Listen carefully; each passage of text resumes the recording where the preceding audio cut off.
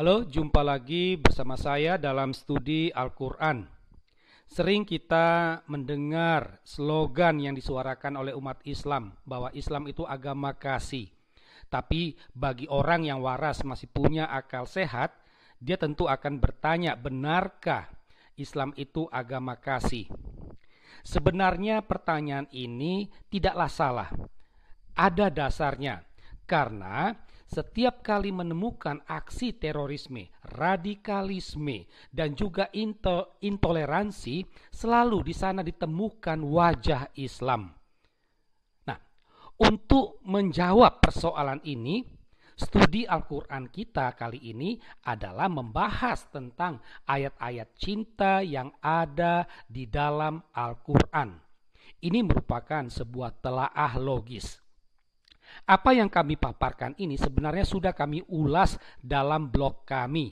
Silakan Anda mencari sendiri dan membacanya. Nah, ayat-ayat cinta dalam Al-Quran itu artinya adalah ayat di mana di dalam ayat itu ada kata dasar cinta dan kasih. Ya. Tapi tidak hanya berpaku pada dua kata dasar ini. Ada kata rujukan turunannya, misalnya mencintai, dicintai, kekasih, pengasih, mengasihi, dikasihi, kasihan, dan lain sebagainya. Karena ayat Al-Quran itu merupakan wahyu Allah, maka ayat cinta ini merupakan perkataan Allah sendiri. Kalau berangkat dari dua kata dasar tadi dengan turunannya, maka akan ditemukan ada 113 ayat yang tersebar dalam 49 surah. Dalam surah Makkiyah itu ada 33 surah dengan 76 ayat. Sedangkan surah Madaniyah itu ada 16 surah dengan 37 ayat. Sebenarnya jumlah ayat cinta ini bisa lebih banyak lagi jika ayat kata-kata yang memiliki makna yang kurang lebih sama dengan kata cinta dan kasih itu juga dimasukkan. Misalnya ada kata sayang, kata hormat, berbuat baik, dan lain sebagainya. Jadi ini bisa lebih banyak lagi. Tetapi demi konsistensinya, kita hanya fokus pada dua kata dasar tersebut. Nah, sekarang kita akan melihat komposisi ayat-ayat cinta yang ada dalam Al-Quran. Satu kepastian adalah tidak semua ayat-ayat cinta itu merupakan ajakan untuk mencintai. Ya. Ada 78 ayat merujuk pada Allah.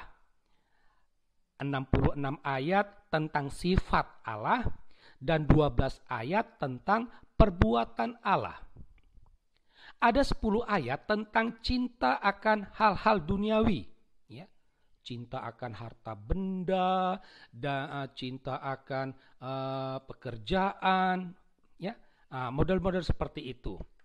Ada 2 ayat sebagai kekasih Allah. Ada 7 ayat merujuk pada rasa empati. Ada 2 ayat sebagai ucapan, misalnya terima kasih. Ada 2 ayat bermakna nafsu. Ada 7 ayat cinta kepada sesama muslim. Ada 5 ayat cinta kepada Allah.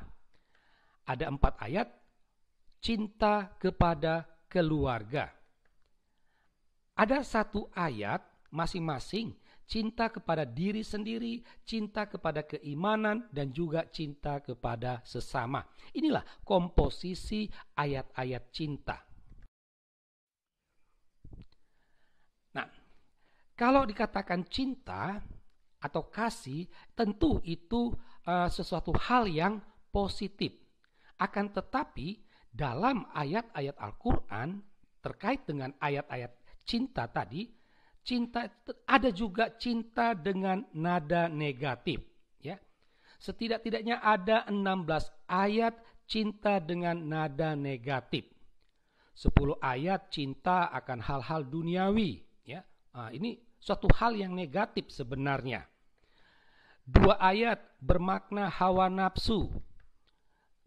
Ada ayat larangan mencintai orang yang minta belas kasihan dan larangan untuk menaruh belas kasih saat akan menghukum pezina. Ada ayat tentang orang yang tak pantas dikasihi dan tentang kasih antara orang yang menentang Allah dan Muhammad. Nah, ini semuanya berisi tentang cinta dengan nada negatif. Kalau kita membaca ayat-ayat kasih ini, kita akan menemukan ada ayat yang kontradiktif, ya. Misalnya, pertama surah ke-60 ayat 7 dan 8. Ya.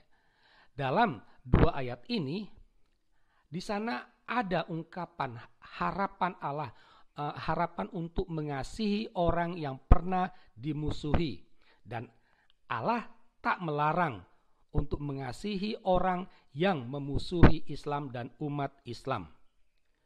Namun perlu dipahami bahwa 2 ayat ini bukanlah merupakan suatu perintah, tetapi harapan dan hanya sekedar penegasan, ya.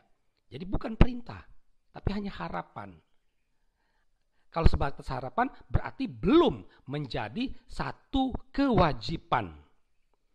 Nah, 2 ayat ini bertentangan dengan surah ke-48 ayat 29 dan surah 60 ayat 1. Di sini ditegaskan agar umat Islam bersikap keras terhadap orang kafir dan berkasih sayang kepada sesama Islam. Bersikap keras itu ya harus dimaknai sebagai membunuhlah, memerangilah, seperti itu. Kalau ayat 7 dan 8 di atas itu merupakan harapan dan penegasan, 2 ayat ini tidak merupakan pernyataan dan perintah. Jadi artinya sangat tegas, ya.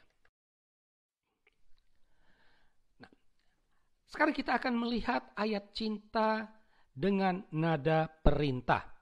Jika ayat perang dengan nada perintah itu ada 22 ayat, ayat cinta dengan nada perintah hanya ada 3 ayat saja, ya.